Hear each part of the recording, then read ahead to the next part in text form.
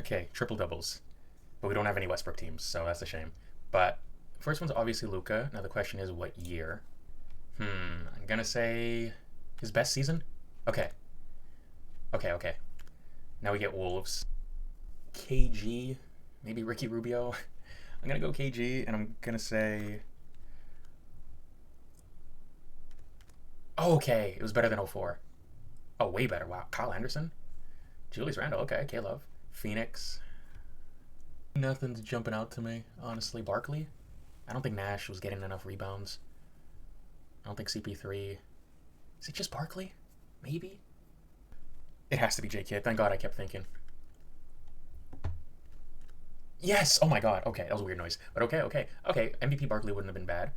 Now we get Pistons, and this is tough because I'm stuck between Zeke or Cade. I feel like he's a little too small for the rebound, so I'm gonna go Cade.